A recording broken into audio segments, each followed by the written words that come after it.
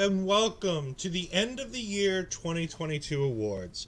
We decided here at OLE to do things a little bit differently.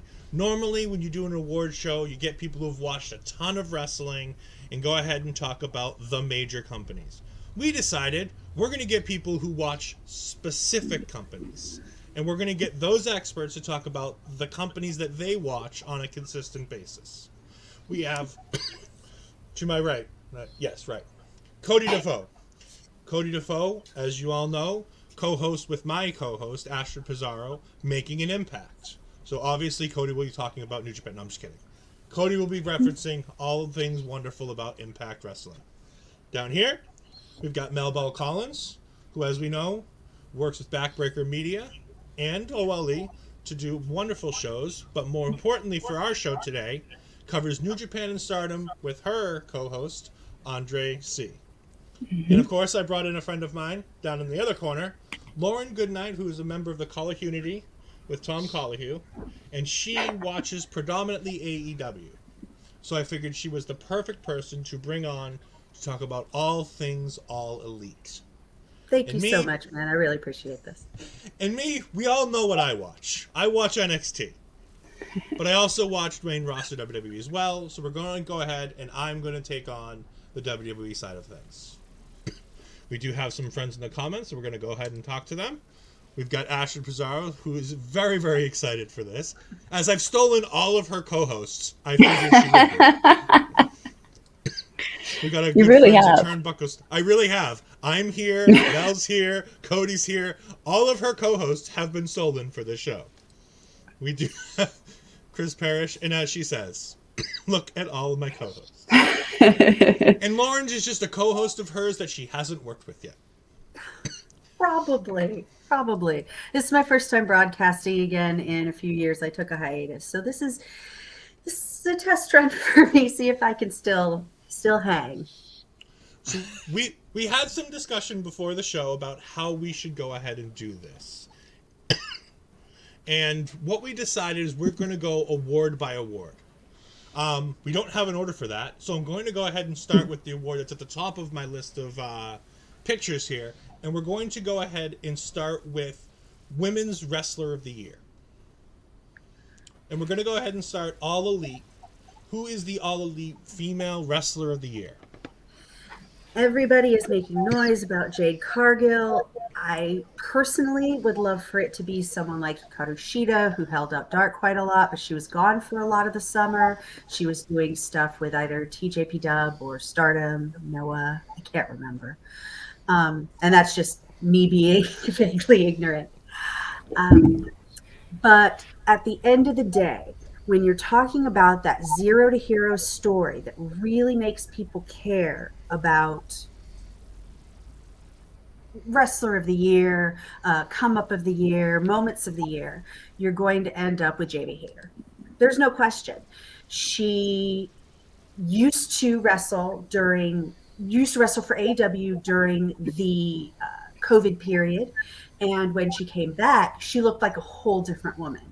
She had toned up. She had gotten muscular and strong like she was before.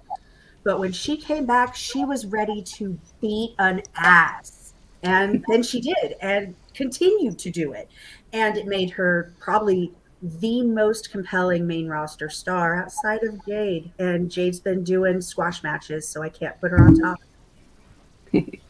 Does anybody have an opinion about Jade Hayter and the work that she's been putting in All Elite Wrestling? I know we all don't typically watch All Elite, but we know things that are going on. Mm. I mean, with myself, I don't really watch AEW, but she has been someone who I've obviously known about because of her history within Stardom. That booty, though, like that's the one thing I follow her for is that booty. I'm a straight lady. I like the boys, but gosh diggity dang, that booty. She wears the thigh guards, and it's just like, it's beautiful. It is a gift. And she has the butt lift straps underneath also that Rhea Ripley has made very popular with that little strappy there that gives her just that little bit of butt lift. Speaking of lifts, we're going to go ahead and move on to Impact Wrestler of the Female Wrestler of the Year. Who is the Knockout of the Year in the Impact Zone? Cody. Ooh. I went back and forth on this one a lot. I feel like kind of the choice at heart would be Mickie James with her last rodeo and on her way out. But I feel like as much as I wish and I want to be able to choose that, it's hard to deny what Jordynne Grace has done this year. She absolutely has been the Knockout of the Year, starting the year with the Digital Media Championship and her feud with Matt Cardona. She climbed back up. She wasn't even in the title picture at the start of the year, worked her way back, has really worked on her promo work, on her in-ring work, and ended up in a position where it felt natural and it felt appropriate in the Queen of the Mountain for her to be the one to take that title, and has been on an absolute run since taking that title. Two fantastic matches with Masha Slamovich, a great build going on right now with Mickie James. She's feuded with a lot of the other women in the division as well, back and forth with Chelsea and Deonna and Tasha. Lots going on in the division there, but Jordynne Grace has had an absolutely stellar year, and I'm really excited for where she's going with her title run and what the next steps are for her. Yeah, it's hard to argue anything about Jordynne Grace. She's one of the most predominant women in the Knockouts division for years at this point. She's put on the map the idea that you can be buff and beautiful. And I think that's a really interesting, different opinion that we haven't had since China. It feels like we haven't had that kind of a character since China. And I think that Jordynne Grace is bringing that back. The big mama pump, things like that. But more than that, she has great matches. She can convincingly wrestle against the men, and it doesn't feel out of place. It doesn't feel like it's a gimmick. It just feels real and natural. And it's hard to argue with Jordynne Grace ever being at the top of any card.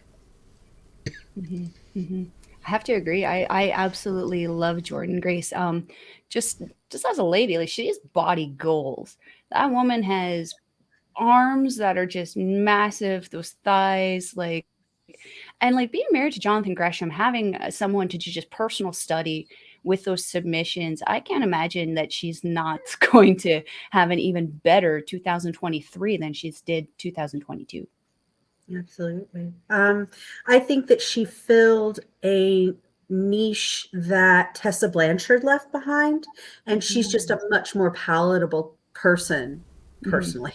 She's not a racist. She's, it's not that she's family friendly, but she's marketable. She's marketable. She's less problematic. And that's what Impact needed for their Knockouts division this year. They needed someone marketable because Tessa was off the table. And they also, my God, she's great. Oh yeah, Jordynne also has this ability to apologize. If she's done something wrong and she acknowledges that it's wrong, she apologizes for it and sees fault in it. Unlike Tessa, who was very, nope, this is how I think, this is how it is. And Jordynne, I feel, is a very more appropriate role model material for sure. And you can't just do things like Tessa did in Japan. You can't just be a blatant racist and think it's not going to get back anymore. The social media age, everyone's going to find out. It's the social media age. Everyone is going to find out everything you do. I don't understand why there's still bad behavior. It's like, don't you know you're always being watched? Big brother. Just because it's a foreign country, you can't be throwing around the racism. I don't think we should even be talking about Tessa in the same sentence as Deonna, and that's my fault. No. I mean, Tessa belongs in this discussion because we're talking about Impact and Knockouts and that ability to cross the boundary of male versus female. And Tessa's the example that you use. But speaking of Japan and people performing in Japan, we're going to go ahead and move to Stardom. See, I got all of this. I got this under control. This isn't like NXT. It's not like Taking Over where I'm just going to go ahead and just ramble through. I got this. We've got Stardom. We got organization today. We've got New Japan / Stardom, I guess I would say, Female Wrestler of the Year, since the two companies are somewhat linked now. Yeah. I believe New Japan actually bought Stardom. So they're now like and they Who she own rode the with. company. Superstar for Stardom this year that I picked was someone who had a very consistent year. When I say consistent, she wasn't winning titles throughout the entire year, but she was consistently active and she was consistently interesting in her promos, in her work, in her in-ring performance. I'm talking about the wonderful, and Cody loves her, Booby-san, Mina Shirakawa. This was out of left field because we had such a great year for Julia. We had such a great year for Suri. We had such a great year for Saya Kamitani. Two of those women making the top 10 PWI 150 list. But Mina Shirakawa has been absolutely consistent from the moment I started watching Stardom a year ago till now. She's been active. She's been feuding with people. Her feud with Mirai was actually one of the first moments where I saw how over the top Mina Shirakawa could be, where she was just like almost acting like she was just really like having a complete mental breakdown, eating pictures at her promo and just being so emotionally charged. She puts everything she has into everything that she does and to every match that she does. I don't know if anyone has caught the most recent show, the Queendom December 29th show. Mina Shirakawa actually took a huge step in her Cosmic Angels history and broke away from Cosmic Angels, forming her own faction now, Club Venus, adding Zaya Brookside and Mariah May to her standings. These girls, this faction is brand new. They look gorgeous. And let's be honest, we know Brookside, we know Mariah May. Yeah, Mariah May. These girls are going to kick the crap out of each other. But the most interesting thing about this is she cut her promo in English as opposed to Japanese. So this tells me that this is not only just the start of Mina Shirakawa and her Stardom kind of explosion. This is going to be an opportunity for these three women to take Stardom and the name of Stardom internationally. So I'm very, very excited about this. Do you guys know much about Mina Shirakawa and her history there? I don't. Lauren does. I was gonna say I everybody watched else. I watched a lot of Japanese wrestling for a long time. Yeah, she's had quite the year, and just coming back from a shattered jaw after taking quite the. I don't want to say it's a botch because it's Japanese wrestling, a strong style. I mean, you're going to have a knee to the face a couple times, but taking that very similar, I think it was a Phoenix Splash from Saya Kamitani, just the knee catching her right in the jaw, absolutely shattered everything. So the December 29th show was actually her return to Stardom after getting her jaw repaired. So this kind of shocked me. When she did come out, she had a new costume. She had the girls with her. I was like, she's not dancing. She's not doing the "we're delicious" thing anymore. This is weird. She's definitely come a long way from the start of the year. I watched more Stardom at the beginning of the year. I fell off through the spring and summer and haven't really picked back up again yet. But what I saw of her back when I was watching consistently, she was always entertaining. She was always very skilled and very flush in the ring. She was clean in all of her movements and all her actions. The feud that she was having with Thekla at the start of the year was one of my favorite parts of what I was watching Stardom at the start there. Thekla was a close second for me, but Mina just did a lot more this year. In talking about a pick-me-up, we're obviously going to be talking about Rogue Energy. Rogue Energy sponsors everything that we do at Ole, and I just wanted to go ahead and give them a shout-out right here, where you can go ahead and you can click the QR code down over by Lauren Goodnight's photo, and you can go ahead and take care of that, and you can get the wonderful flavors. I know Mel has a ton of these flavors, so I'm going to go ahead and let Mel talk about all the wonderful flavors that you can get from Rogue Energy. Yes. Andre and myself have actually had the privilege of trying the blood orange flavor, which tastes like you're eating like pieces of fruit. The sour candy one tastes like a liquefied batch of Sour Patch Kids. And the Rocket Pop one is just absolute perfection. When you do get the shakers, you are allowed to choose 6 different flavors that they have available to choose from. So you get to pick which ones you want to try. If you're not interested in the blood orange, you can get something else completely. Yeah, and to find that, you would go to rogueenergy.com and use our promo code OLEPODS to get 10% off your order. So definitely make sure you go check it out. Go to the website. They have free trials, so you can go ahead and get a couple flavors to give yourself a try. RogueEnergy.com, promo code OLEPods. So we've talked about Women's Wrestler of the Year. We're going to go ahead and we're going to talk about Feud of the Year. And we're going to go ahead and continue staying with Stardom and talking about the Stardom Feud of the Year. What about WWE, Ed? Oh, yeah, I should Yeah. So say now I can find my notes. I did forget that WWE is part of this, isn't it? So I'm going to be obvious. I'm going to be transparent here. The obvious answer is Bianca Belair. She had one of the best years that almost any woman in WWE could possibly have. Rhea Ripley has come alive in 2023. She's reinvented herself yet again, and this relationship with Dominic Mysterio in the Judgment Day has made her an even bigger star than I thought she could have been. And I thought the world was her oyster coming out of NXT. But I'm not going that route. I'm going with someone who's no longer with the company. I'm going with someone who started the year as a champion and who would have ended the year as a champion had things not transpired right at the end of the year. Yes, I'm going with Mandy Rose. I'm going with the woman who unified the NXT UK and NXT Women's Championships. This woman ran NXT for well over a year. She was a champion for over 400 days. She would have broken Shayna Baszler. She was days away. She literally had to get through one title defense to have broken Shayna Baszler's record for the second longest NXT reign of all time. She never would have passed Asuka. We'll be honest. She would not have passed Asuka. Would never have gotten to the longest reign. But Mandy Rose ran NXT. She was the main attraction. She was the reason why many people tuned into NXT.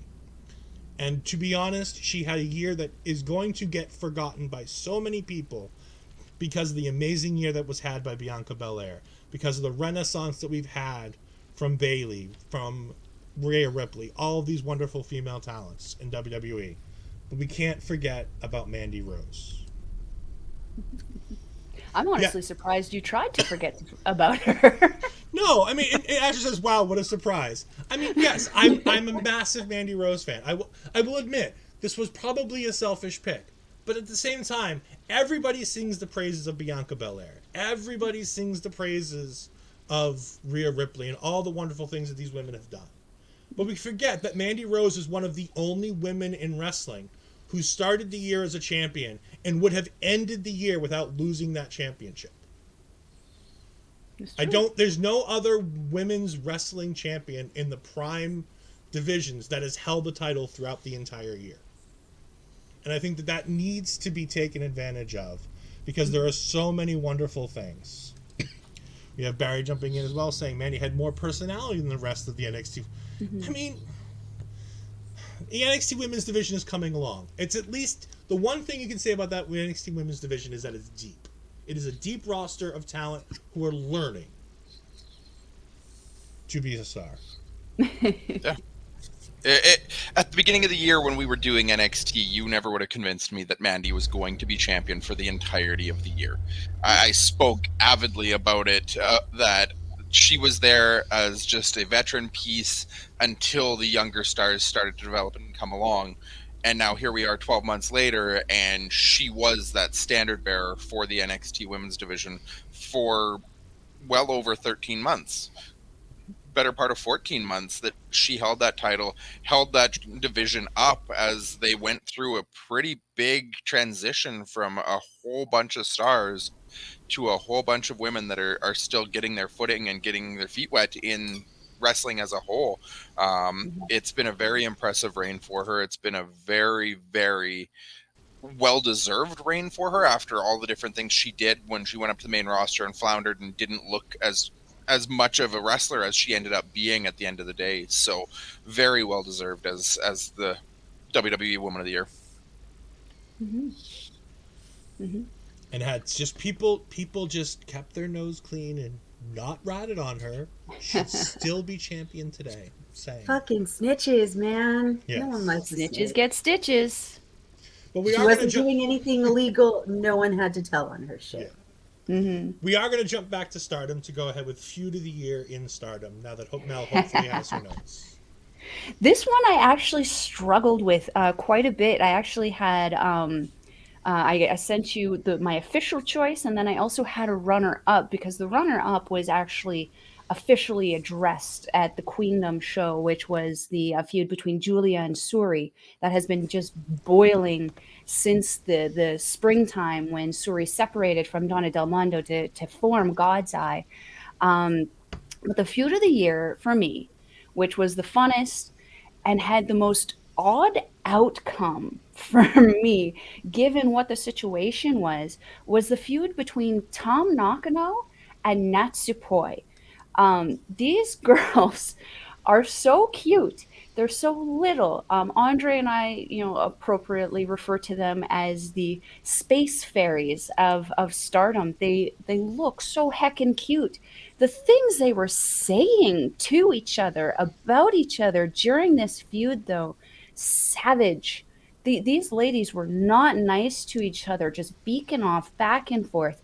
They ended up having this huge kind of series of matches that included a cage match, which saw Tom Nakano putting Natsupoi in a dragon sleeper while holding her at the top of the cage before dropping her into the waiting arms of the referee, who's just begging her to put her down, but not like that. The feud ended up culminating in a big faction battle between the Cosmic Angels and Donna Del Mondo. The result being Natsupoi actually eliminating her faction member Julia to cause the win for the Cosmic Angels, and then Natsupoi joining Cosmic Angels with Tom Nakano to form the Goddess of Stardom team Meltier, which just recently lost the Goddess of Stardom championships. They were actually the champions after this feud going into the Queendom show. However, they were outpowered by the incredible experience of Yu and Nani Takahashi. But like, these girls went from being like incapable of being in the ring together without slugging it out to dressing in matching tutus with cute little crowns and singing and lip syncing their whole intro. It is the most amazing thing. If you have not actually seen their intro, I highly recommend you check it out. It is so cute to just see them come out. It's not cute seeing them get wrecked by Nane and you, but it's really cute to see them come out in this hyper stylized kind of thing that we're not really used to here. It's kind of like North American wrestlers, they kind of come out, they yay, we're here, and they get in and they do their thing. In Stardom, it's like their intros are as much a part of their performances as the actual in-ring stuff. Definitely something to check out. Again, these girls were just slugging it out. They went from being local enemies to like besties in like one match. It was very confusing. Cody, do you have an opinion on these girls? I know you've seen Tom Nakano before. I don't know if you've seen a lot of Natsupoi. I think I actually did watch that cage match, if it's the one that I'm remembering. That was extremely brutal and really, really, like, at the start of the year, I would have easily put it as a match of the year candidate. That it was just a fantastic storytelling, fantastically brutal, hardcore war between these two women, and two tiny women that you wouldn't expect to go and put their bodies on the line like that in any other company in the world. So absolutely, Tom and Natsupoi, anything that I've seen of them has been fantastic, and that match was very well done. I didn't unfortunately watch much after that to see them form the team and become champions, but the feud leading up to it was very well done. It was very fun feud. And we're going to go ahead and move on to the Impact Feud of the Year. So there's a few options here. There's been quite a few really good feuds. Nothing that's really spanned the entire year necessarily, except for one. But I mean, in the running, you had Josh and Violent by Design. You had Josh Alexander versus Frankie Kazarian. You've had Jordan Grace and Masha Slamovich. You've had Mickie James and Chelsea Green, has kind of stretched out over a long period here.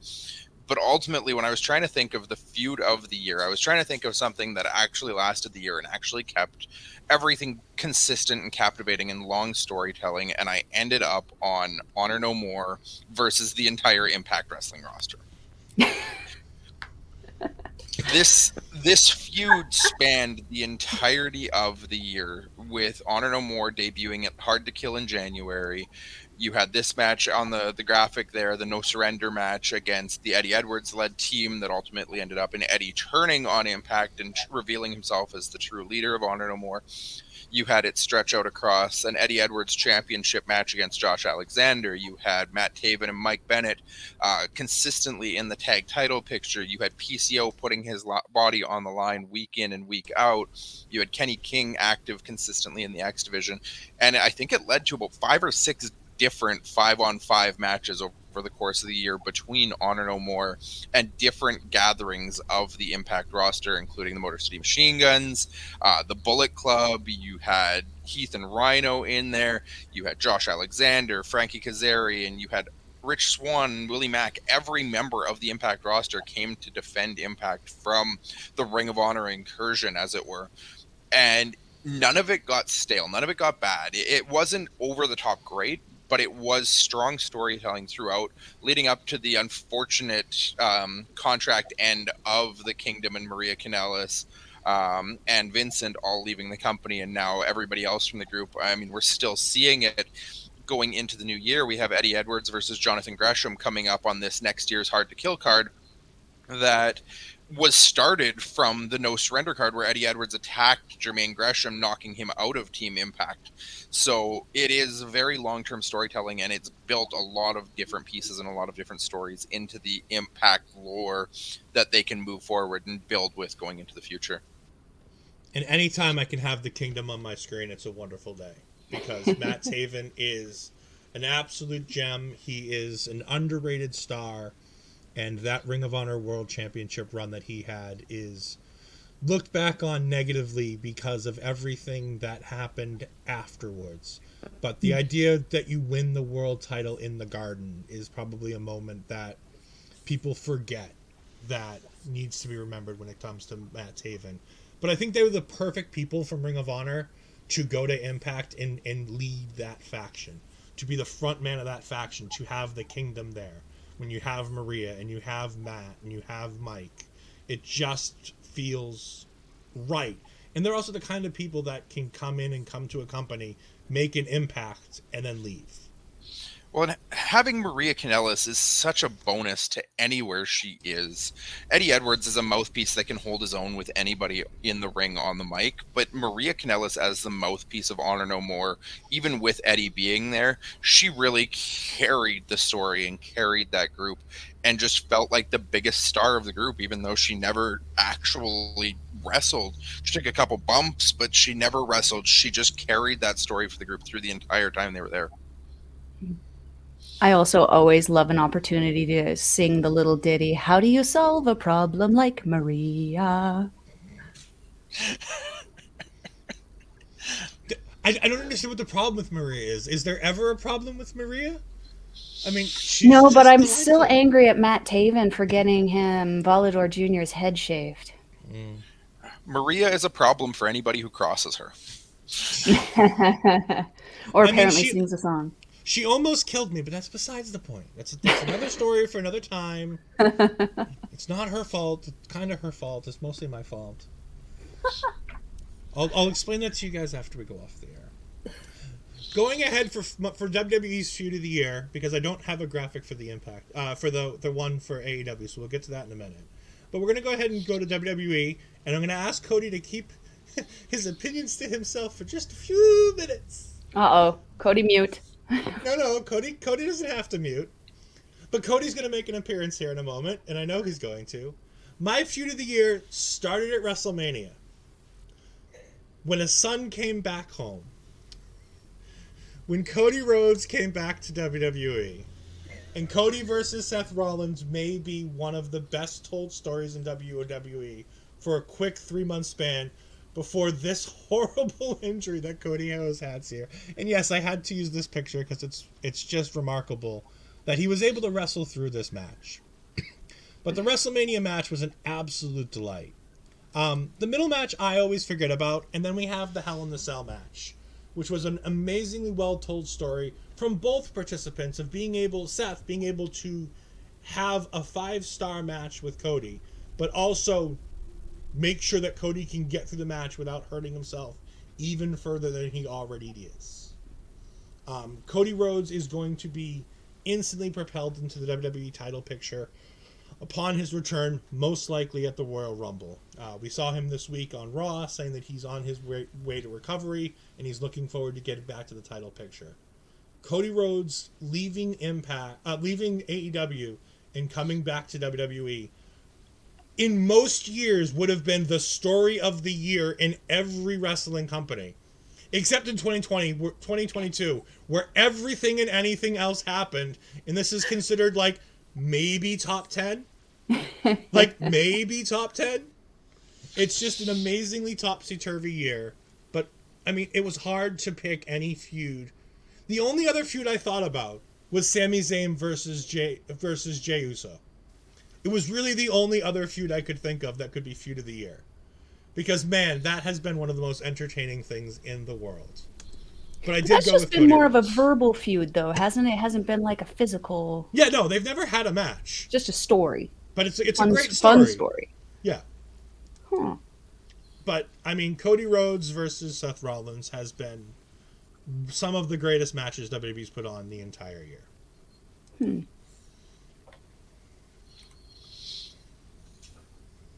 And he gave an extraordinary performance before he headed out to WWE. Man, that ladder match with Sammy Guevara showed what he was taking with him.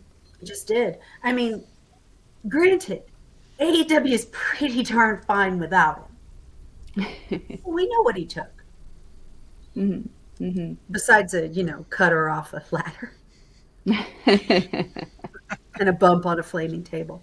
But no, Cody and Seth just Tore the house. that was what everybody talked about this summer. I have always been a Cody Rhodes fan. I all the way back to Legacy, to dashing Cody Rhodes through the Stardust years, broken Cody Rhodes, everything he did all the way up until that. I had the amazing opportunity with Mel about 6 years ago to meet him at a show here in our local company. Him and Brandy, yeah. Yeah, him and Brandy were both here. I got a picture with him holding the then ROH World Championship. I have a signed Dashing Cody Rhodes shirt. Yeah, I got some right there. I wish that I could be on board with this, Ed. I respect the hell out of the man for wrestling with the torn pec like he did. At the start of the year, I didn't respect the feud at all because I was hurt at the man that walked away, built his own company, and then walked away from that company to go back to where he said he'd never go back to. I'm sure Lauren remembers part of this in kind of our Discord chat as well at the start of the year, that I was very vocal and very verbal about this, that I would not watch anything that Cody Rhodes was in WWE because I don't support the going against what you've preached for years. Yeah. And to say that he founded AEW is a stretch. He was the member of the elite that was like, oh, I'm going to coattails this. That was it. He didn't put any money into it, as far as I know. There's no reports of anything like that when we know that, like, the Bucks put cash in. So... You're right. I meant it more founded as though it was. What he brought to AEW was truly amazing. But yeah, I mean, I did not watch his return to WWE either for very different reasons. He certainly made it sound like he was a lot more important at AEW than maybe he might have been. Maybe that's part of the reason why he left. Who knows? I mean, he's only going to be the one who really truly knows why he did what he did. That being said, though, I mean, there's so many things that we say we're not going to do in our earlier years, and then as we get older, we're like, that's suddenly a better option. I kind of had the same opinion as Cody when I did hear about the whole thing. It's like, why did you leave complain, start this new company, or be involved in the start of this new company, and then be like, man, I'm mad, I'm going back home. It didn't make a whole lot of sense to me. But that being said, I mean, it doesn't seem to have affected his popularity at all. I mean, he's now popular still with AEW. I mean, I'm sure fans still talk about him very lovingly. You know, WWE very, very happy to have him back. So it's a very interesting choice to say the least. Yeah, but I mean, it was hard to find anything that was even remotely on that level when it came to Mhm. feuds this year. Well, yeah, because you guys kind of had that split of the eras where it was like you guys were finishing off the atrocity of the Vince McMahon era and then starting again the new Triple H McMahon era. It's like it doesn't surprise me that there was kind of like that weird split there where it's like there could be better stuff in here versus this one. Yeah, it's very split because Triple H is starting brand new feuds and telling his own stories and revitalizing the careers of some talent, while talent that we've known for years and years are going through. And it doesn't help that your championships have been, unified with one guy who works not necessarily part-time, but doesn't wrestle a whole lot. So he doesn't have a ton of matches. So the storytelling that he does is more storytelling than it is storylines and matches. So it becomes problematic. Speaking of people who aren't in the ring very often anymore, the AEW story feud of the year. Well, that gave that away. There is a plethora of BS to try and push through. The in-universe canon feud. I mean, you can't. I hate to give Punk any roses after what he did to the wrestling, to the independent wrestling scene this year, to the non-WWE wrestling scene. I don't want to give him his roses. I can't, but I got to give MJF his roses. So, feud of the year, absolutely 110% was MJF versus Punk. The dog collar match was one of the most layered matches that I've seen in a long time. They were telling 2 or 3 different stories the entire time. The lead up to it was like a masterclass in how to take somebody apart on screen. Just beautiful, beautiful work. I thought that MJF came off as one of the most credible actors in the company because of his work with CM Punk. CM Punk brought out the best of him, and then he brought out the worst in everybody else. It's true. It's true. MJF is a star, and Punk is is where he is. He's old, he's tired, and he works with commentating MMA, children. And I guess he's happy. Yeah, I'm actually now. Hmm? It's very interesting to consider now with what's recently popped up on the FTR podcast about Dax and Cash's experience behind the scenes with Punk, and just seeing it from a different angle and a different perspective as to the fact that Punk didn't want to be champion. Tony just wanted him to be the champion, and seeing, and I've never been a Punk supporter, but it was a really interesting story to see and hear, just how something could be twisted so differently from different sides of the story. On, Dax saying how amazing he was and how he was working with everybody and bringing everybody up, and then you see the other side with all of the dirt sheets and the reports saying how he was the problem and the cancer in the back room, and which side is really the truth.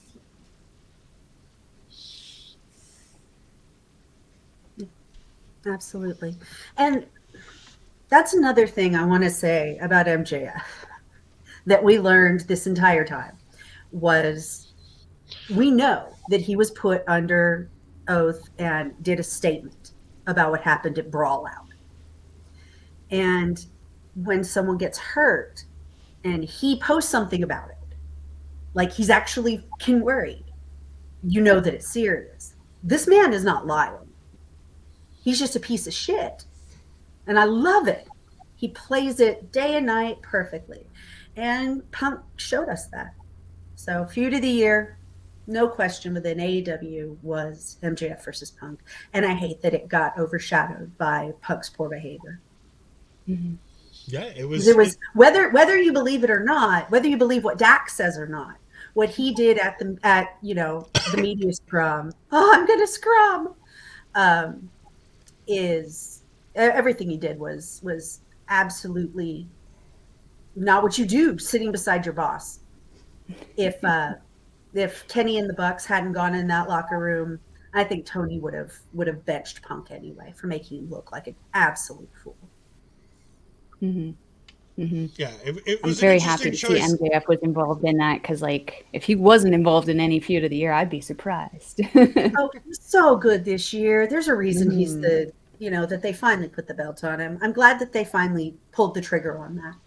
Mm-hmm. You could have put anyone in there; it would have been appropriate. MJF and anyone. MJF and anybody. He is a walking feud. Mm-hmm. Mm-hmm. So we're going to go ahead and jump to show of the year for all of our various companies. So we're going to go ahead and start with WWE, because we haven't done that yet. And this is going to be an interesting one, but it's one that I covered again. And the fact that I cover some of these makes it a little bit more for me. NXT Deadline. NXT Deadline was the latest NXT premium live event.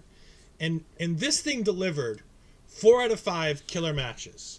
They brought in the most convoluted concept of a championship scramble match, which borrowed from Impact and borrowed from the Royal Rumble and borrowed from everything. And they made an Iron Man match, the Iron Survivor, which was a 25-minute match where people came in 5-minute intervals, and the person who had the most pinfalls or submissions or countouts or disqualifications at the end of the match would be the number 1 contender for the championship. But if you were pinned or submitted or disqualified, you had to go in the penalty box for 90 seconds. So it incorporates all of these delightfully weird gimmicks from everything else. But they told 2 entirely different stories in 2 entirely different matches with the men and the women in the show. Where the women opened the show and had this delightful match where all of the women shined and Roxanne Perez was able to win, and then parlay that the following Tuesday into her NXT Women's Championship win when everything happened with Mandy Rose. And then we go on the back end towards the end of the show with the men, where all of a sudden we had times where men were getting pinned in consecutive segments, where Grayson Waller pinned 2 people back to back, and in 10 seconds he had 2 falls just from coming into the match. It was an absolutely sensational match. It was also followed with the New Day versus Pretty Deadly for the NXT Tag Team Championships. Just an A+ card from start to finish until the main event, which we're going to pretend didn't happen between Braun Breaker and Apollo Crews, because that wasn't a great match. But for me, that was absolutely my show of the year, was NXT Deadline. Cool. I can't say I saw that one or any of the matches that came into it, but I did hear some of the results that came out of it, and I did see that a lot of people were very, very excited and very happy with this. I think the general consensus is a lot of the people agree with your choice. And also, more importantly, NXT is this great thing, and WWE too, to an extent. They're in this world of 2.5 hour shows. Mm-hmm. Like, I can get behind a pay-per-view where I'm watching nice. 5 matches, 2.5 hours, I'm in, I'm out, and I'm done. My goodness, I just watched Queendom for 5.5 hours yesterday, man. It's like trying to cover the G1. Jesus Christ. Oh my God, that was exhausting. They just got done covering 3 tag team tournaments all at once. Trust me, they understand how difficult it is to cover 3 Oh my God, I'm still putting out shorts from that stuff. We're going to go ahead and jump to AEW's show of... Oh, sorry, Cody. I will say, even though I didn't actually watch the entirety of the show from Deadline, the big takeaway from me from it was that WWE finally has a win on a new gimmick. It's been so long. They've been stuck. They haven't really tried a lot of new gimmicks, but this version of the scramble match, I loved the old scramble matches back when we had the Brian Kendrick as a world champion for a split second. But this version of the scramble match built on that old idea and made it more realistic and really went over well with both matches, I believe. Yeah. We're going to go ahead and jump over to AEW Show of the Year. You had a great time at All Out. Revolution was fantastic, but man, it has to be Forbidden Door. Forbidden Door really, really showed so much talent that American audiences had just never seen. It made people just rise up. People know who like Shota Umino are. How if you didn't watch NJPW during, the G1 Climax 29, you weren't necessarily going to know that.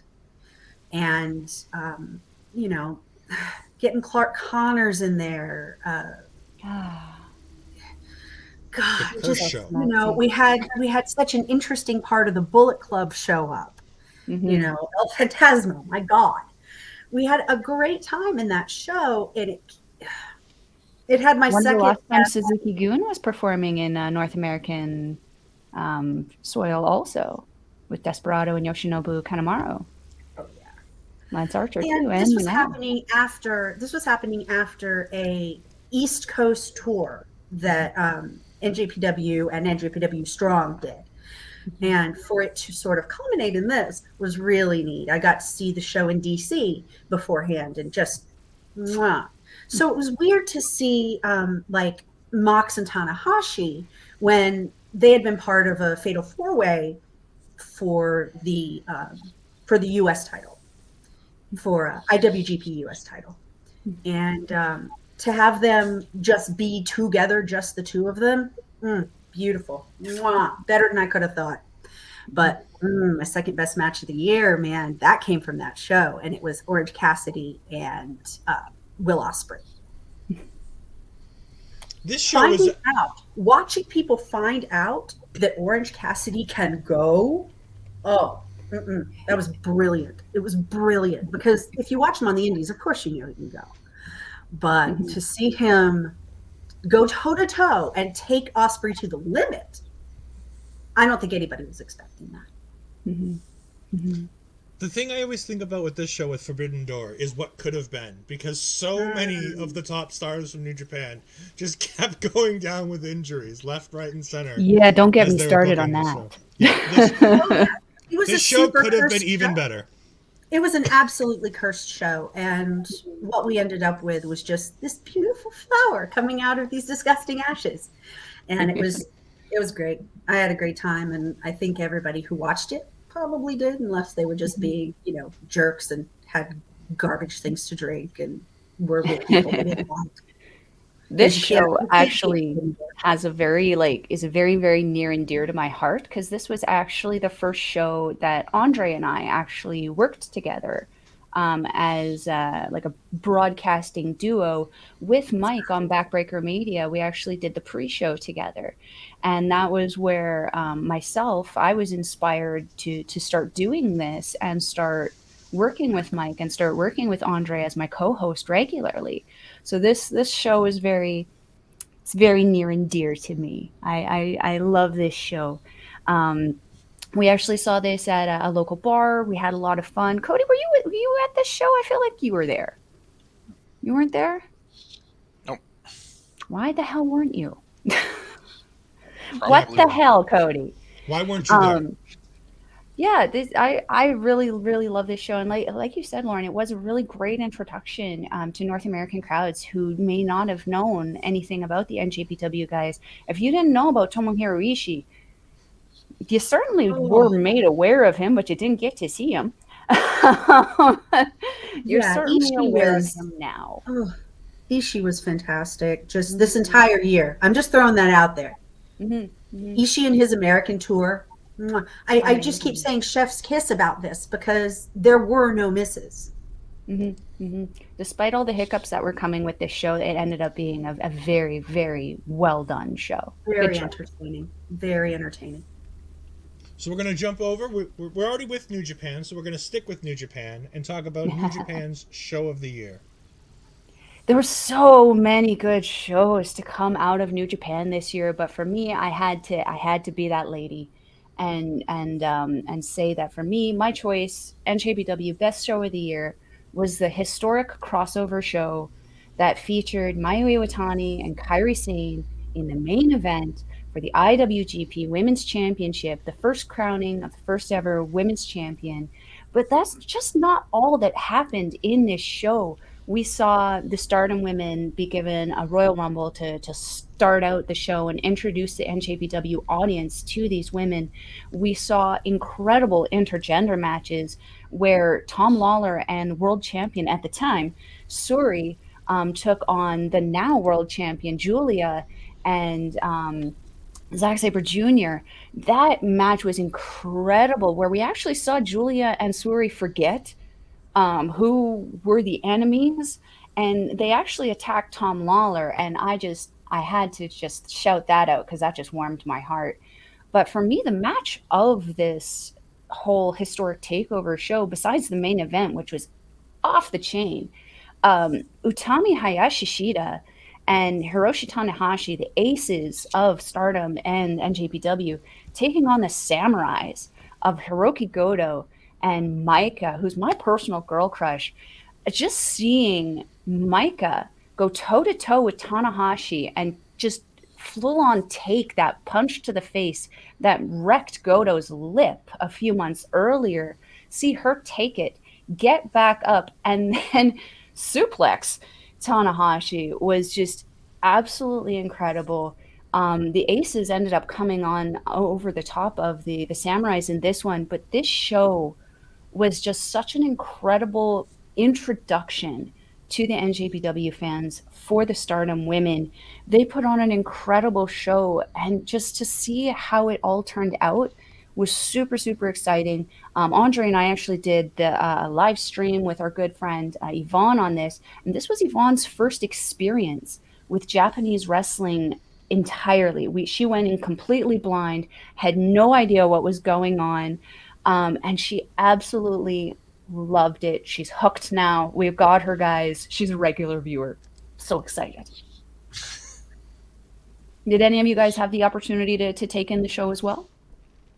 I did not. I'm hearing it from you.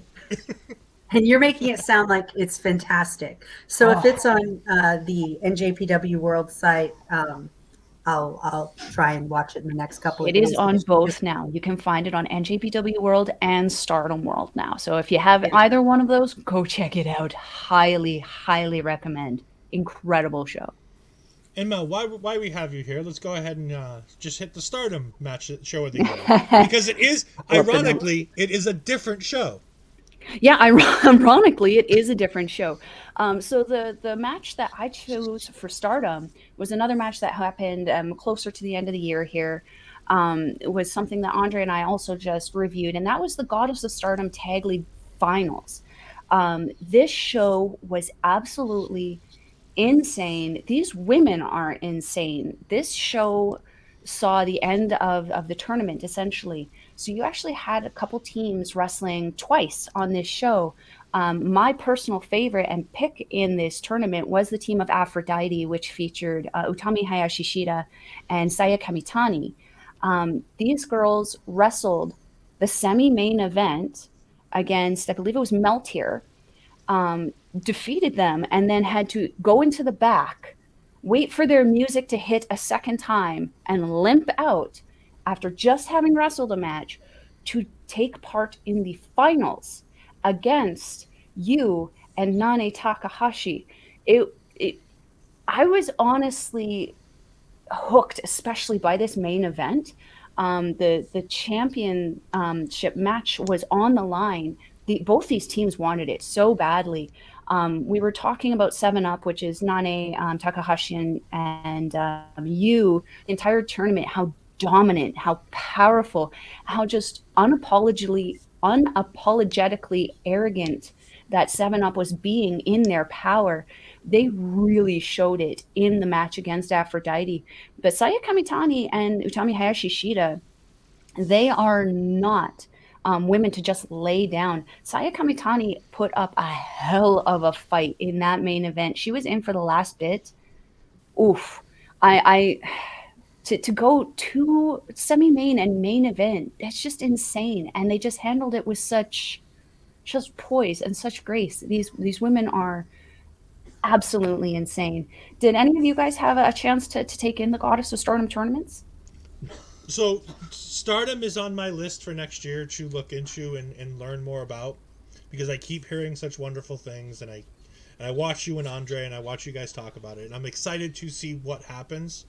And with the rumors of who might be in Stardom, it might not be a bad time for North American fans to go ahead and take a look, because there might be a familiar face. Oh, so you're a Jazzy Gabbert fan? I love the alpha female. Like, don't get me wrong. She was a missed opportunity by WWE. 100%. I think she could have been massive for them had they been smart enough to keep her.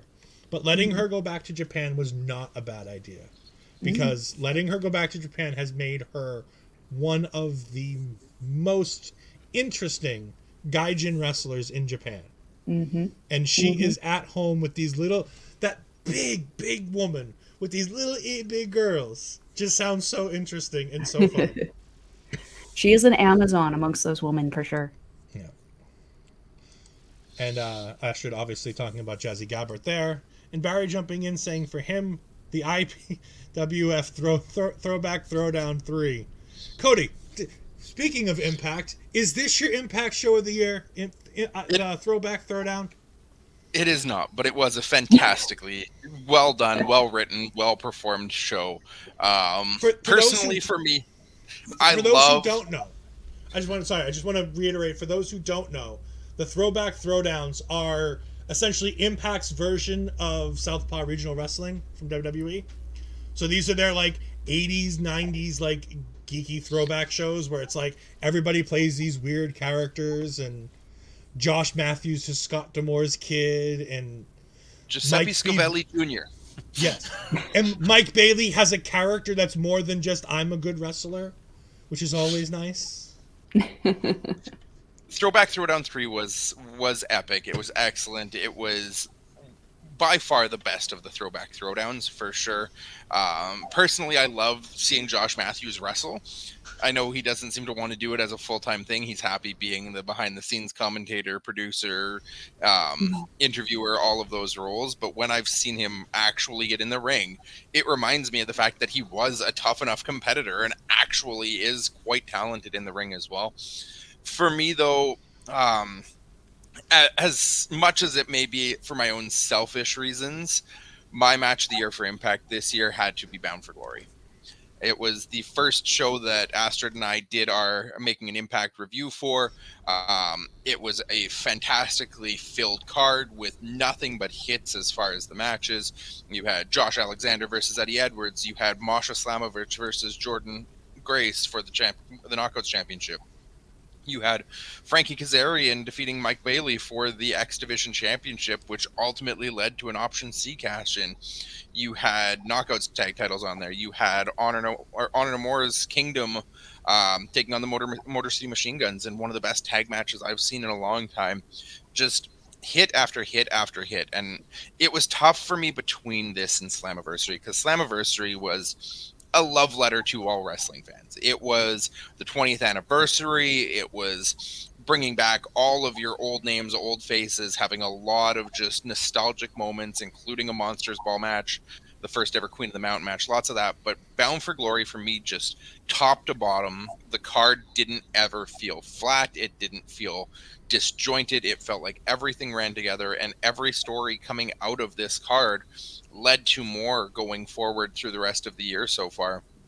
And it doesn't hurt to have Josh Alexander and Eddie Edwards and Jordan Grace versus Masha Slamovich, which were both, without giving any spoilers, both of those matches were in the running for my match of the year this year.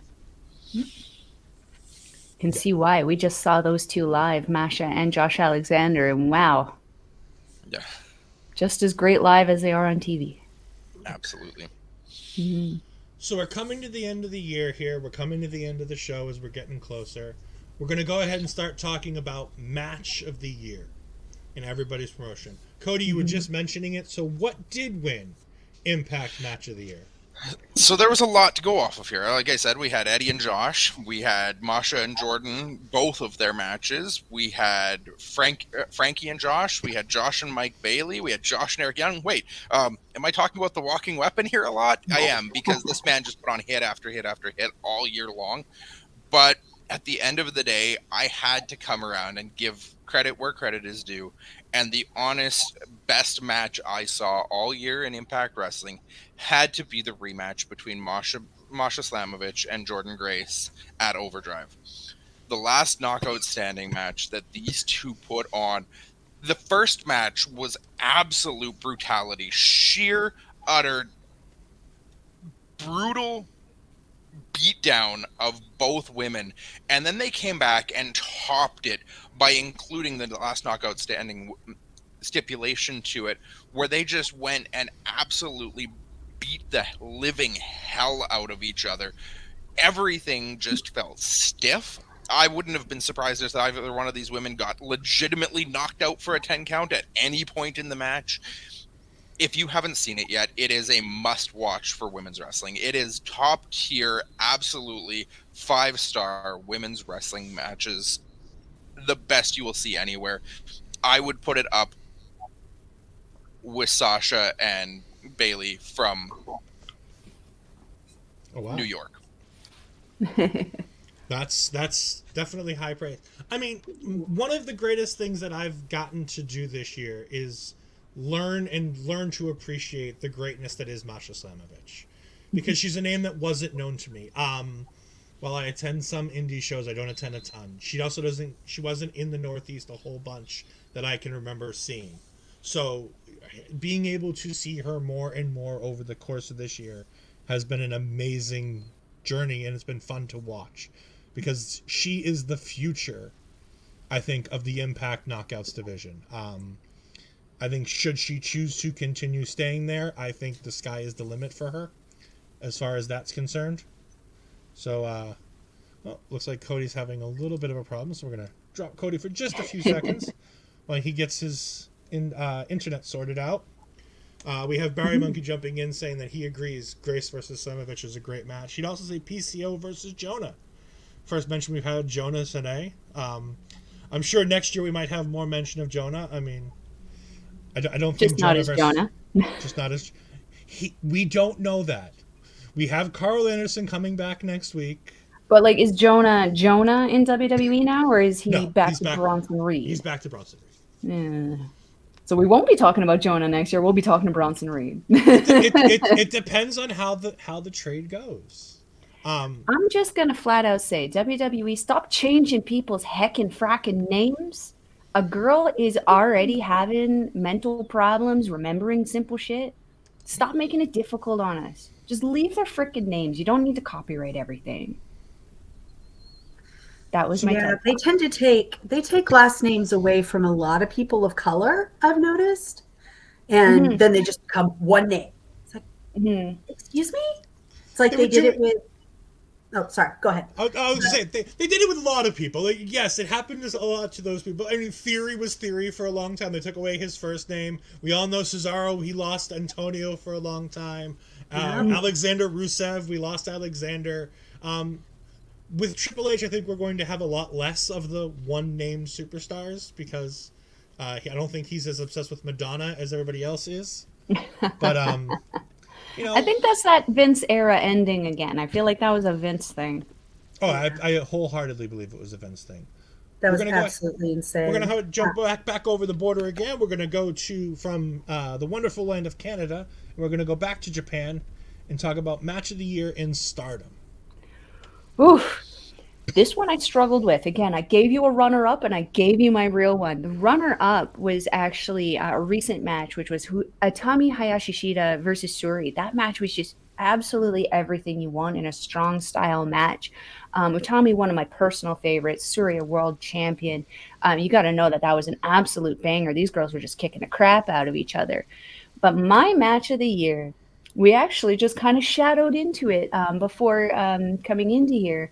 My match of the year is the incredible alpha female Jazzy Gabert versus Kairi. in the IWG. Look at my face.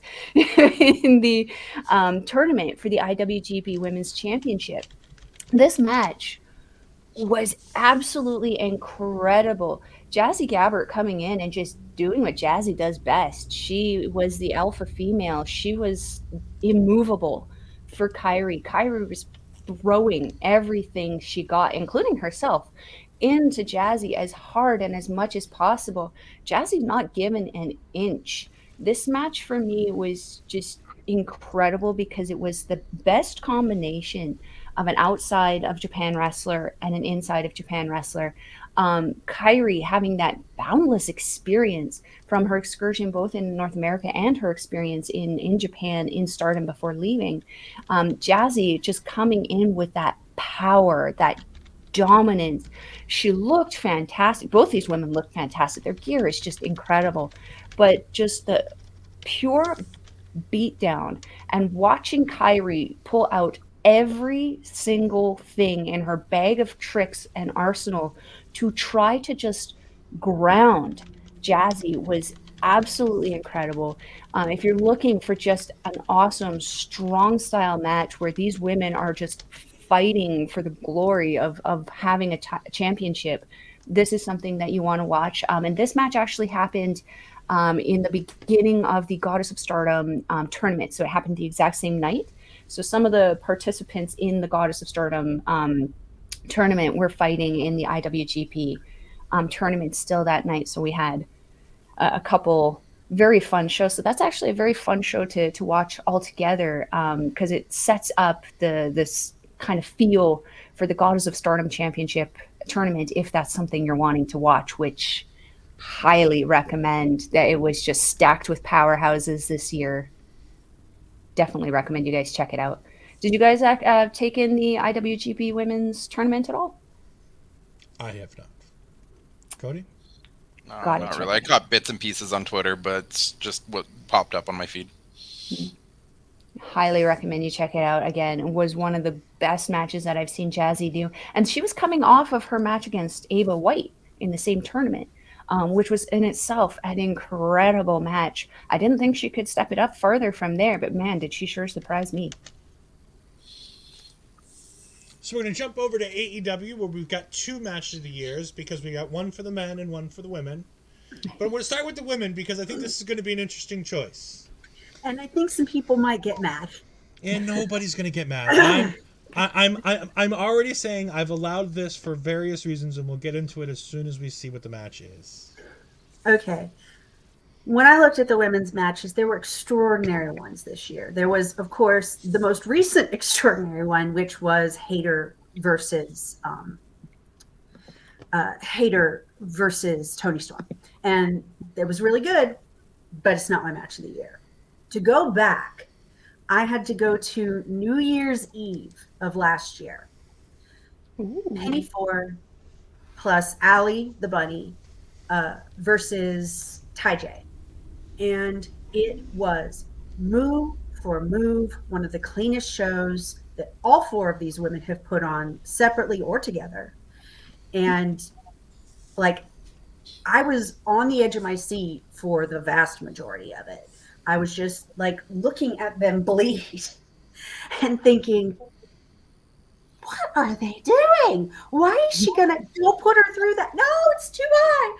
And that's exactly what I want from a match. I want to be entertained. I want to be absolutely glued to the screen. And women's wrestling did a lot of that this year for me. But man, no one covered that match because it was after everybody's best of the year last year. And that did it a very big disservice. If you can go ahead and grab it and watch it again, by all means, it was on Rampage. It was fantastic. Speaking of Rampage, can we go ahead and get your AEW men's match of the year while we're here? Oh God, yeah. Speaking of Rampage, speaking of blood. Right, Rampage of blood and all the things I love in life. My match of the year was Jon Moxley versus Wheeler Yuta on the April 8th Rampage. It was the show closer, and it was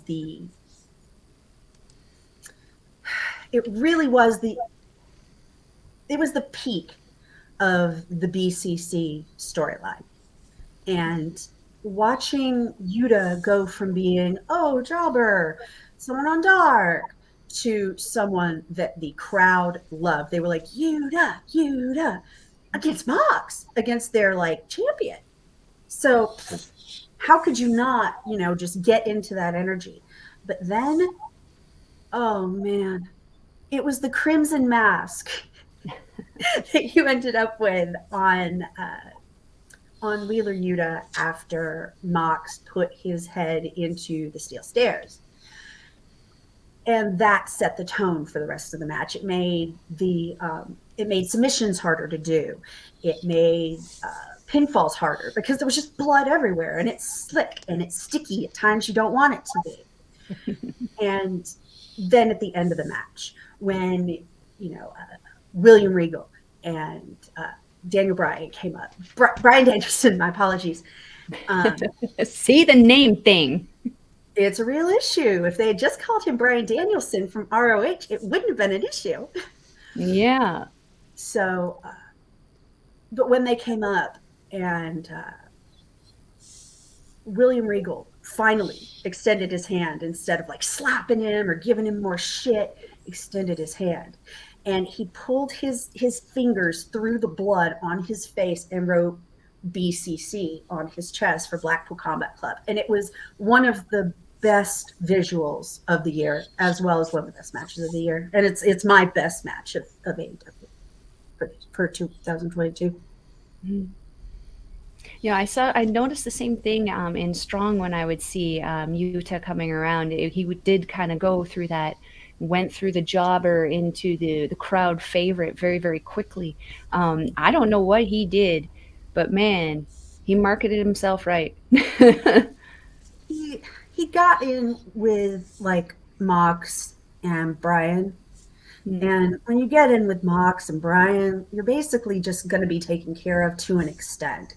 Like people know who Shota Umino is because of Mox. People know who Wheeler Yuta is because Mox had that series with him.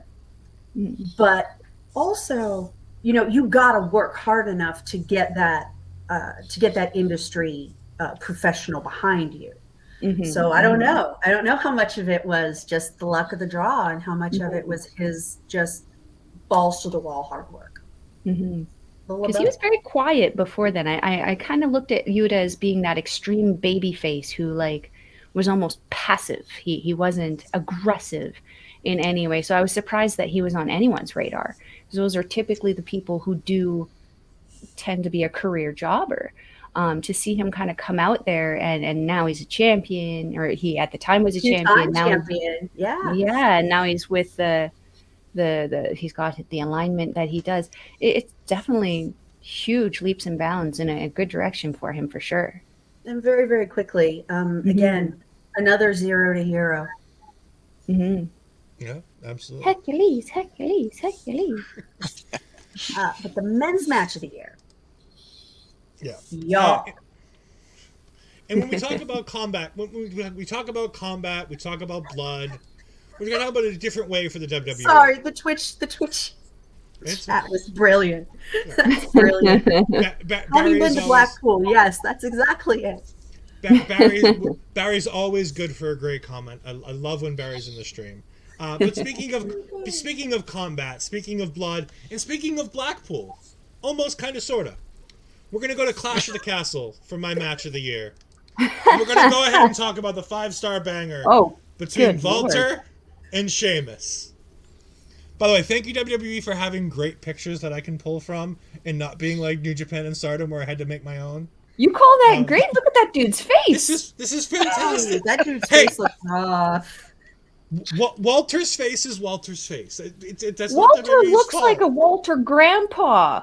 Walter looks normal. Walter and that looked like they had like squished an Undertaker action figure. He looked like one of those portraits that you go to on like the boardwalk where they like animate you in like this super weird animation where they make your like face look way more larger or whatever in places. That's what that looks like. That's not a I'm just picture gonna say I of a love that we're person. still calling him Walter. I mean, he What? is Gunther. It is Again, Gunther, this goes but, back you know. to that name thing. Stop messing with names. Just But stop no, it. But no, Man, like it looks when like you AI art. It looks like their hands should be messed up. But when you talk about WWE and you talk about the match of the year, I mean, it was the 5-star match from WWE for the year. It was one of the most entertaining things that WWE's put on in a long time. They just let these two guys go out there and beat the hell out of each other in a place where they're familiar with. We had an Irishman and an Austrian just going ahead and beating each other up in England. Like, it's just what happens. It's just the wonderful Sounds things like an that happen. NJPW match. It So does. European. And it was just absolutely fantastic, and it was just like I wanted to pull the photo of Sheamus's chest after the match where it's just all cuts, all bruises, just all red, and just it's one of the most amazing things that WWE's put on in a long time. And it's just the wonderful things that Triple H can do now that we have somebody in charge who's willing to let us have a match like this, as opposed to giving us.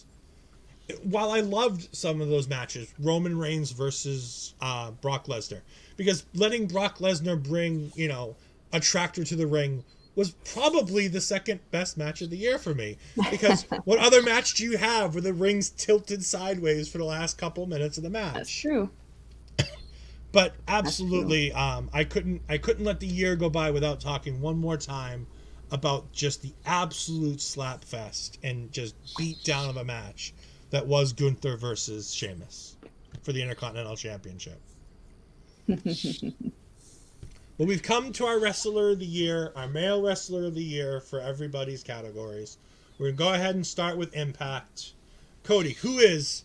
I mean, it's obviously going to be the walking weapon, Josh Alexander, right? You would think. You really would think that that's who I would go with after all I've said about all the amazing things that Josh Alexander has done this year. He has put on match after match after match, but there's somebody else who's done match after match after match and really stolen that spotlight this year from him, almost in the literal sense, just a couple weeks ago. He signed his contract on Josh Alexander's back a year ago this month. He made his debut in a win in a fatal four-way against guys like Ace Austin and Laredo Kid. He's put on matches with Alex Shelley, with Jake Something, Trey Miguel, Alan Angels, Diener, Rocky Romero, a who's who of X Division wrestlers. It has to be my fellow Canadian, the Speedball Mike Bailey. This man has not made a single misstep in Impact Wrestling since signing his contract. His crowning moment on top of the Ultimate X with that X Division title at Slammiversary this year. Before he won the title, after he won the title, even losing the title to Kazarian, I believe the man only has 3 or 4 pinfall losses in Impact over the entirety of this year. He is the man who should be the next X Division champion. As much as I've been talking on Making an Impact about Steve Macklin being that guy, Mike Bailey has done everything necessary this year to put himself at the top of the list of guys deserving of a world title reign, and the ceiling is non-existent for this man. There is no glass ceiling for Mike Bailey. He can be a world champion anywhere in the world, and it's just a shame he got stuck in Canada during COVID and couldn't get down and start doing this on a worldwide audience much sooner. Mm-hmm. You would be able to see if he was near the glass ceiling. You would see the footprints on the top of it because he's not wearing frickin' shoes. I can't even tell you the stress and anxiety it gives me just knowing that he's not wearing shoes. It just, first of all, you're wiping your foot across someone's face. You don't know what you've walked through backstage. That's just gross. But now you also have left yourself open to a little bit more injury. And let me tell you, when I stub my toe, it is like drama. Like, I can't even imagine. This guy must have no feeling in his feet from his like incredible martial arts history or something, because like it just gives me anxiety watching him without shoes. But I have to agree, the matches that I have seen of him, the things that I have seen of him, and then his also like just activity with the crowd, with the fans on social media, he's ahead and above everybody in Impact, with experience, but then likability. Well, and not just in the ring too, because I want to give a shout out to the man and a congratulations, because Mhm. not only did he do amazing things in the wrestling world this year, he also Mhm. married the wonderful, amazing, gorgeous Veda Scott. Oh, wow. Lucky Mama Jamma. So we're going to go back to New Japan for a minute here, but we're going to backtrack a little bit. We're talking about Cody's Wrestle of the Year. I forgot that when we talked about the Stardom match of the year, we did forget to talk about the New Japan match of the year. And it involves one of my favorite wrestlers in New Japan, so we're going to go back and talk about it. So yeah, real quickly we'll cover that one. So the match of the year for me was Jay White versus Tama Tonga. I felt that the feud leading up to this match was absolutely incredible. Obviously, Cody having a firsthand, seeing of Jay White kicking Tama Tonga out of the Bullet Club on Impact. The subsequent feud that followed involving Hikuleo, the kind of is he, isn't he, the subsequent departure of Hikuleo from Bullet Club to stand with his brothers. Now Tama Tonga, Tongaloa, and Hikuleo seemingly a part of Hontai now within the sub-faction of GOD. But this match, so full of emotion. Tama Tonga almost like just feral, trying to get in and just take down Jay White. This match was so good. If you like Jay White, know anything about Jay White, everything about his just I almost call him like a real cerebral assassin, because in the ring, he's not just great in ring. He has that almost Naito level effery in his head, in that he really likes to mind mess you while he is wrestling you, which creates a whole nother story within the match, not just even adding to the story that they created before coming in. Incredible match. This happened, I believe, at the Declaration of Power show. Um, incredible match. Like I said, emotionally charged, heavy hitting. Fortunately, Tama Tonga was came up short. Jay White was able to retain over him, but man, oh man, it wasn't without a hard fight. I highly recommend, even knowing the result, go check it out. It was an incredible feat for you guys to check out. Oh yeah, 100%. And moving on. Anything Yeah. Tama Tonga is in is going to be a banger, and Oh. we already know that Jay White really put in that work when he entered Bullet Club, and he became he called himself the Switchblade. Now he is. Now he is He's the catalytic trained switchblade. Yeah, and watching him and Tonga go. Mm.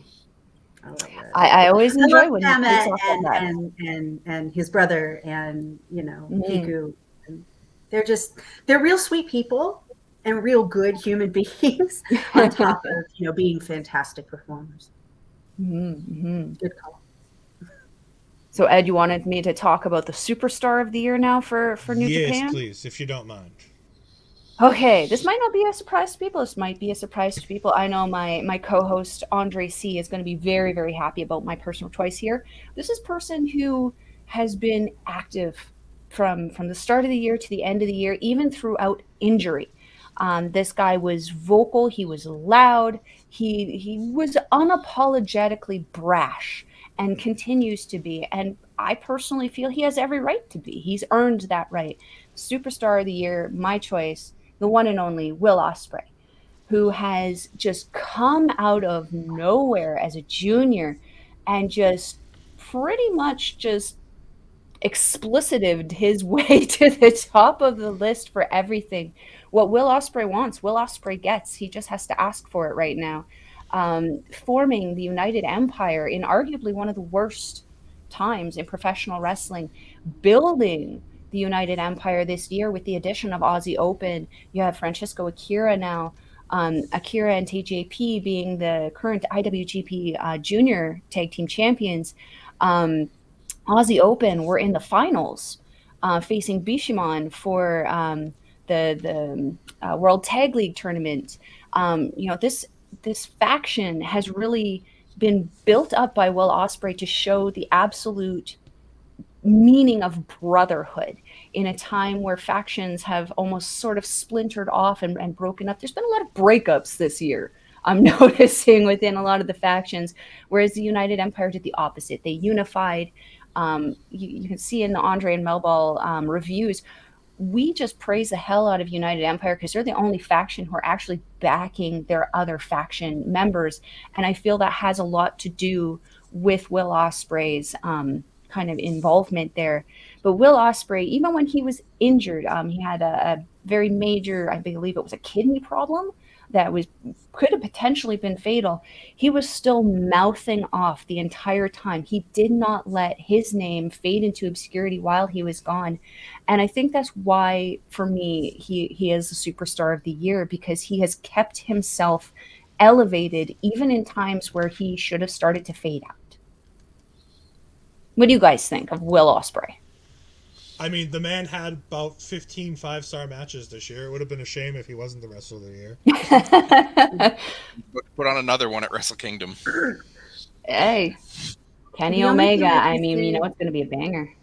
The only thing I can say negative about Will Ospreay's year is that he retired that massively brilliant green lion coat. And I think that was a big mistake. It's a great coat.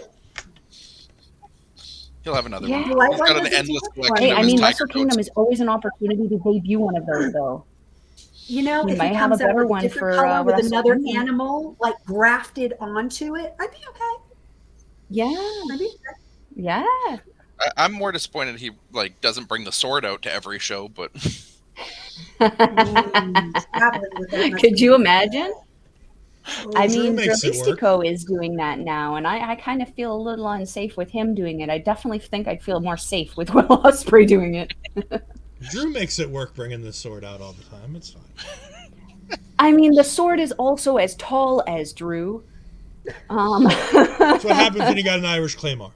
Exactly. Claymores are Scottish. Oh, yes. Sorry. What she said. No. It's probably true since he is a Scottish wrestler, yeah. I was gonna say he is Scottish. Seamus is the Irish one. Yeah, You kind of confuse the two Irish. It's Irish all the people. same. Yeah, It's all not the not same. not good. Oh. Not good look, man. Not good look. Not We good look, apologize to our Irish and Scottish viewers. Ed did not mean what he said.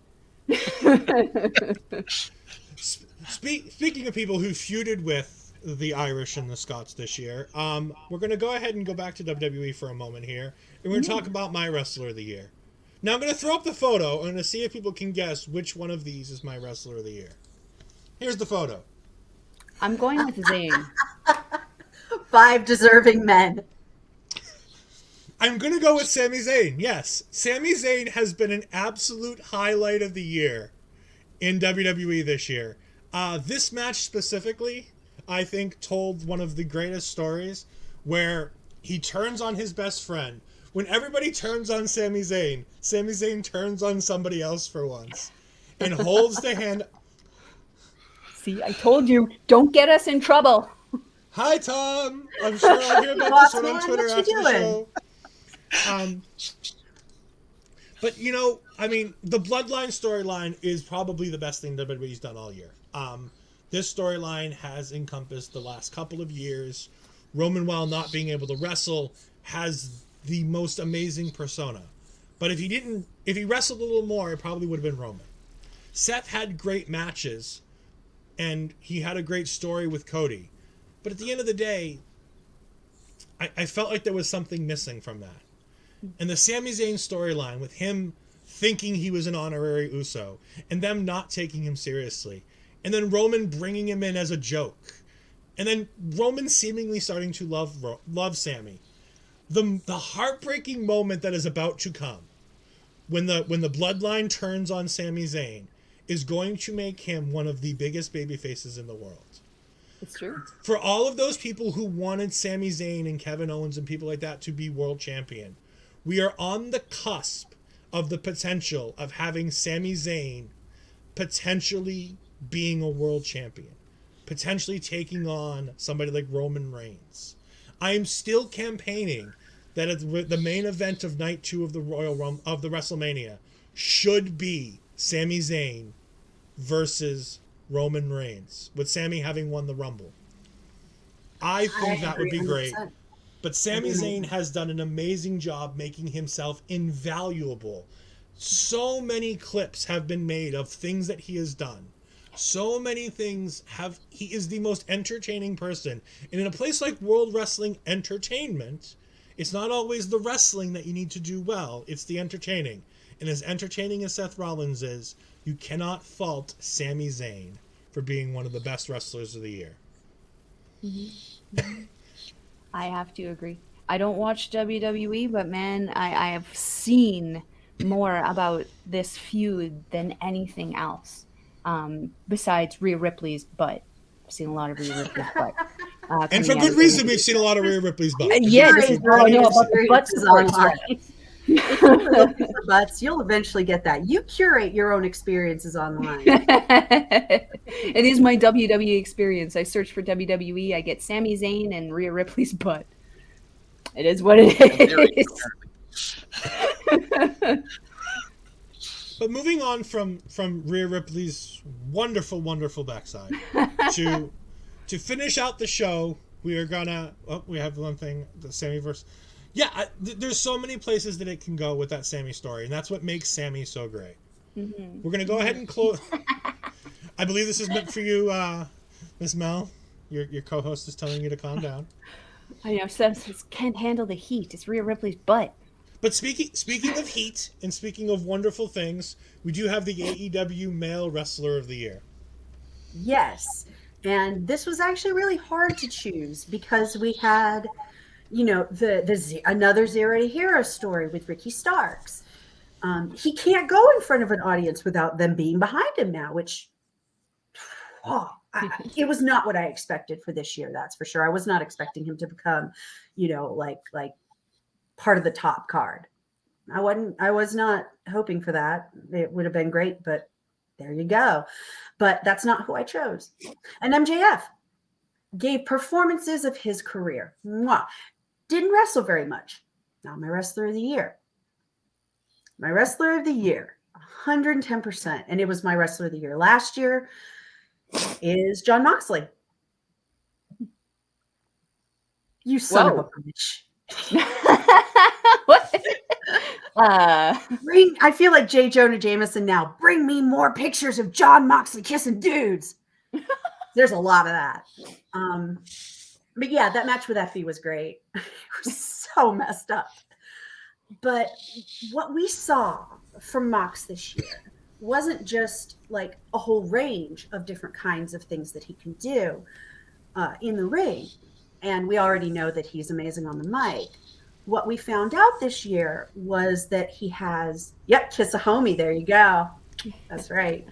Kiss your homies on the lips. Good night. So I'm sorry, Andy got me. What we saw with him was him coming forward as a locker room leader. Sort of, he came back from rehab and decided, okay, I'm going to take everything on my shoulders. And then Brawl Out happened. And Tony was like, hey, can you take everything on your shoulders again? And so he worked on a handshake deal for 5 months, carrying that company in a lot of ways. And so his new contract is beautiful.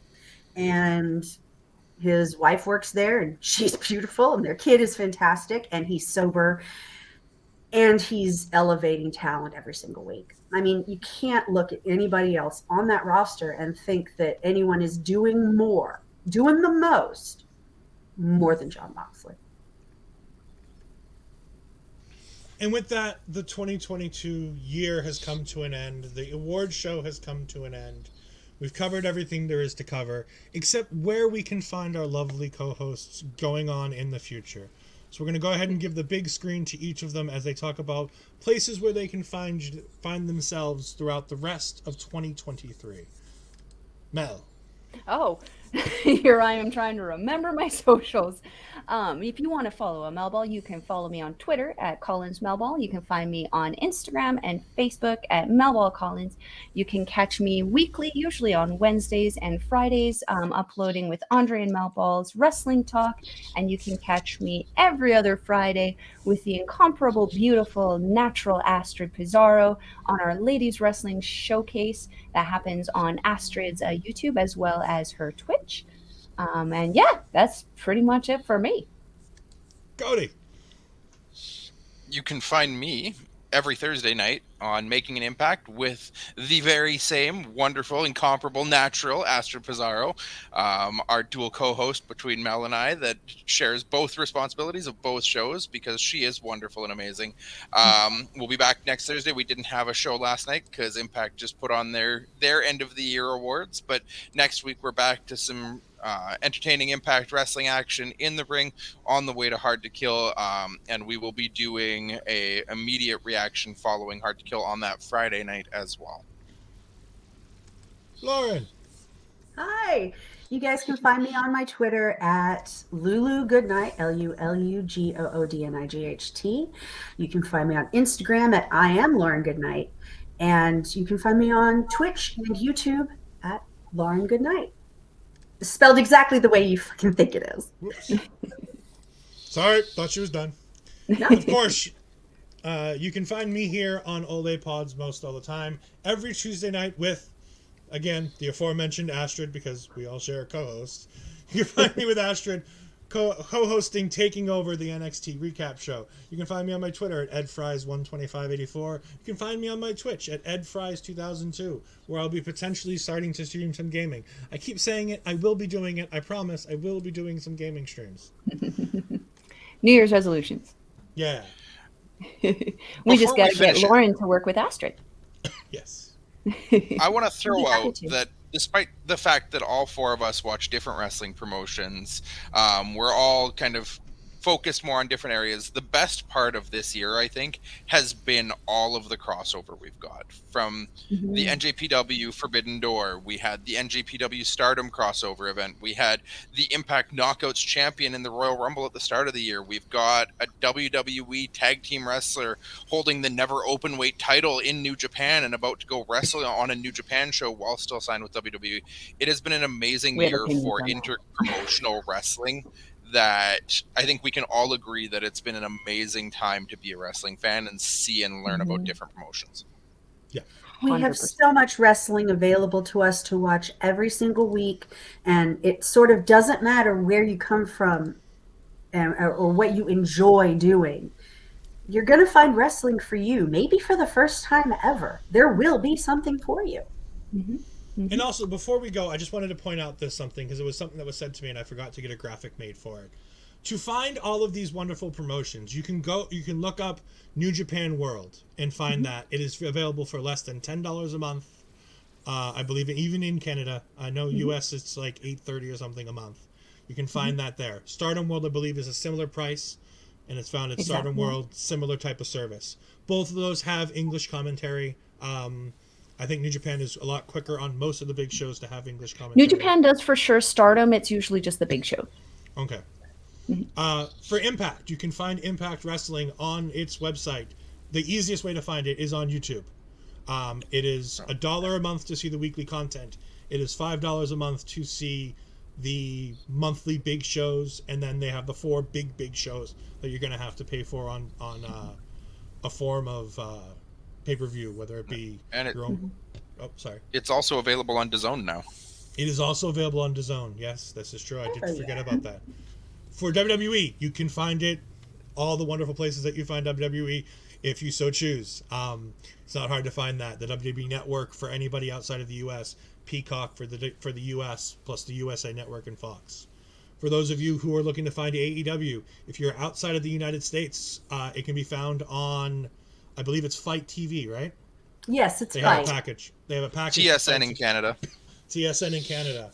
You can find it on TBS and TNT here in the States. Support wrestling. Support local independent wrestling. There is so much independent wrestling, and these are the stars we're going to be talking about in 5, 10, even potentially next year. With some of these people, it could be next year that we're talking about some of them. These other stars. Some. Yes, Barry, and you can find it there too, but we're not going to go ahead and bring that up.